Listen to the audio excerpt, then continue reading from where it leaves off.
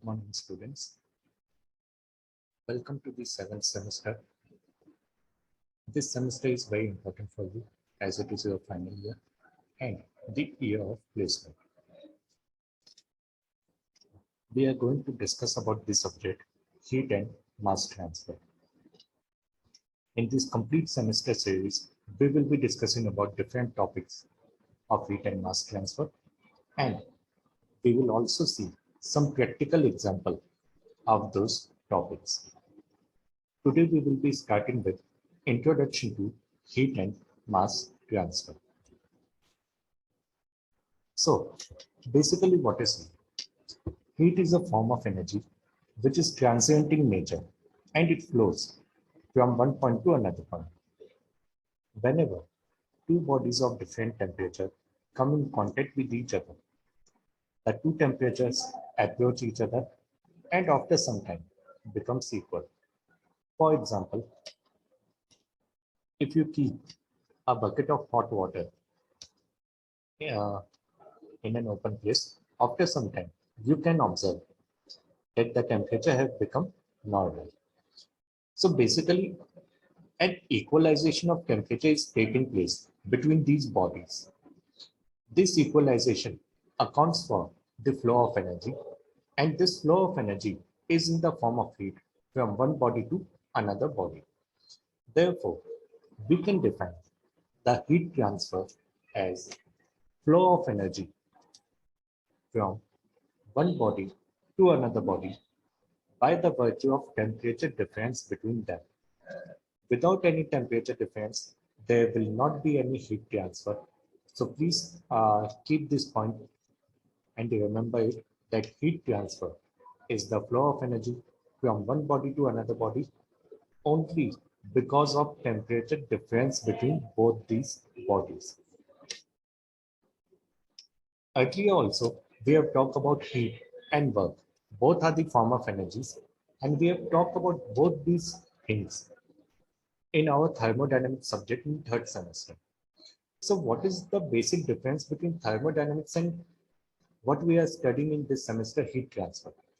So thermodynamics is basically a branch of science which deals with equilibrium state and changes from one state to another during a process, while heat transfer is a non-equilibrium phenomenon, as it will always occur when thermal equilibrium is disturbed.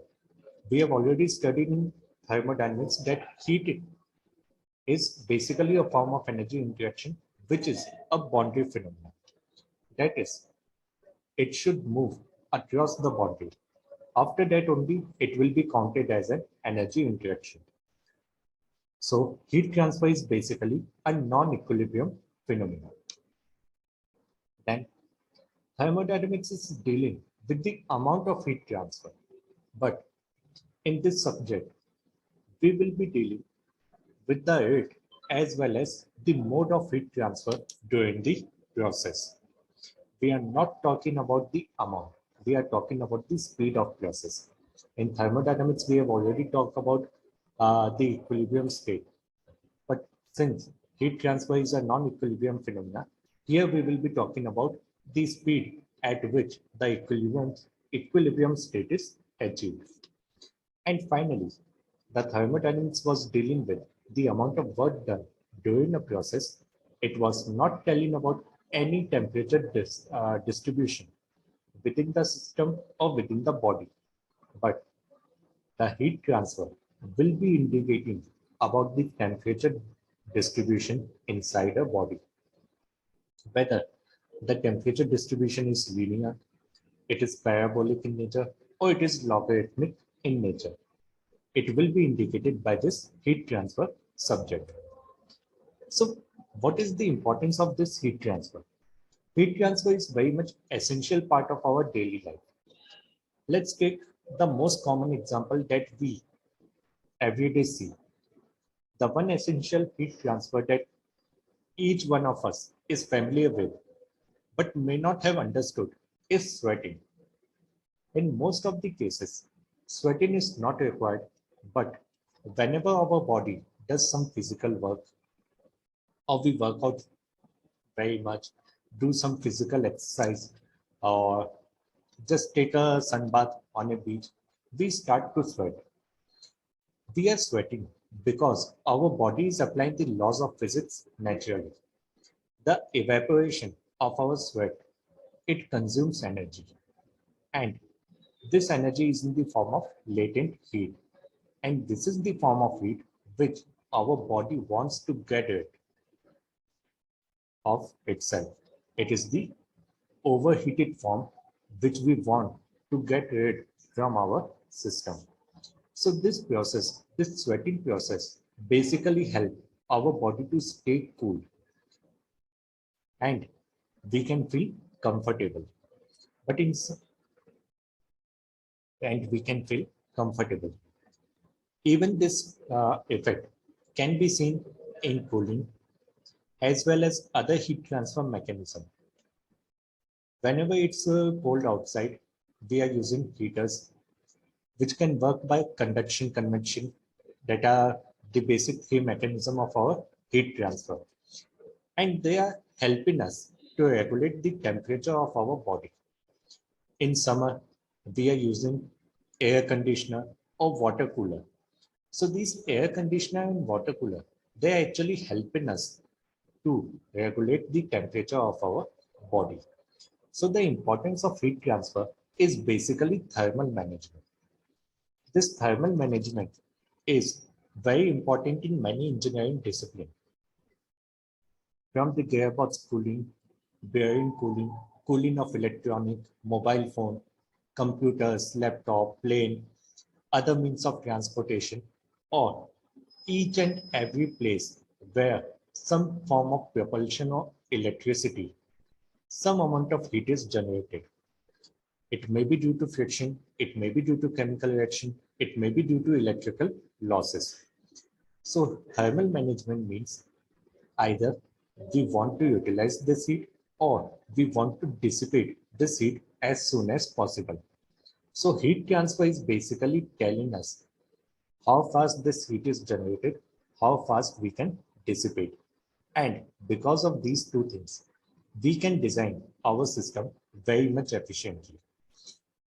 We can take one more example, like as I am creating this video for you. While creating this video, I am working on a laptop. This laptop is generating some power for me and some heat is also generated. This heat has to be transferred, for which I already have a fan placed in my laptop. And whenever you open a laptop or you are working on it, you can hear a small humming sound. A small humming sound of fan, which is basically transferring the heat from our electronic components to outside. And this transfer may be from any medium. It may be conduction, it may be convection, or it may be radiation.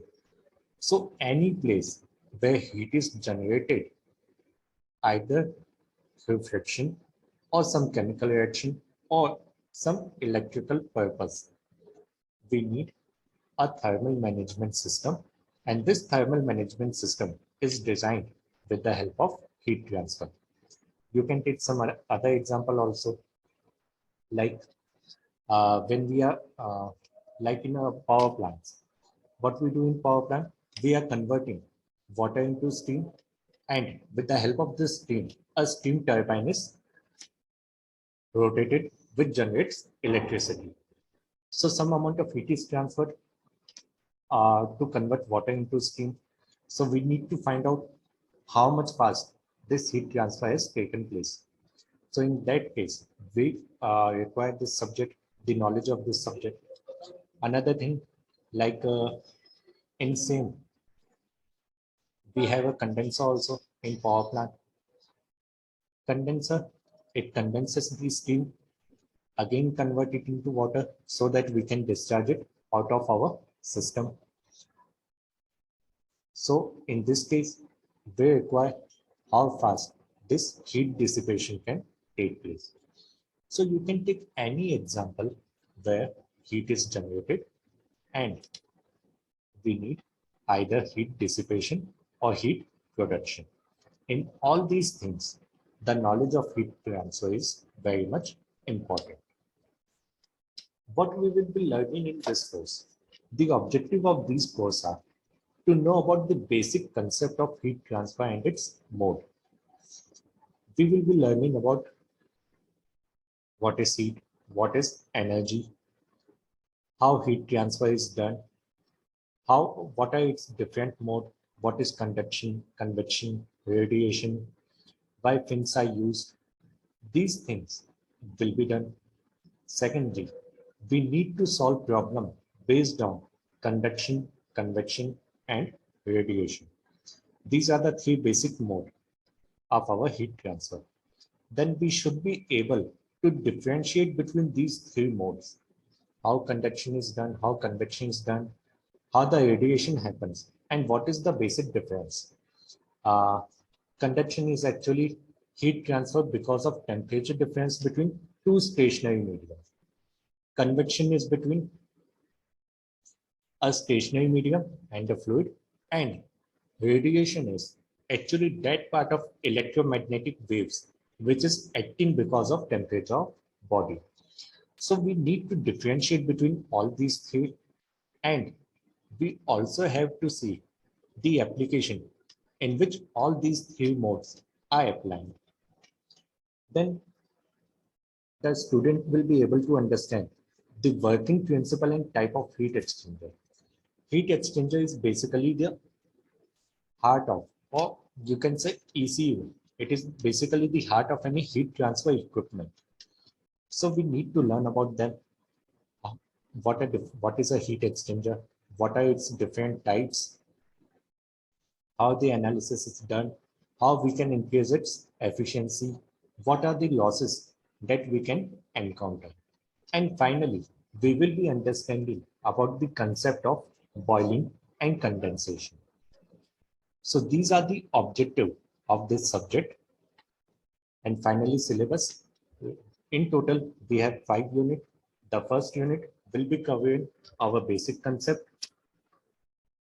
Second is extended surface of fins. These are basically the surface which are employed to enhance the transfer of heat from a system. So we will be discussing about so how many types of fins are there. We will analyze each type equally, find out its efficiency and effectiveness. Third, we will be dealing about convection. Then our unit is of heat exchanger unit 4, and unit 5 will be our thermal radiation and mass transfer. So these will be our 5 units in which our subject is covered.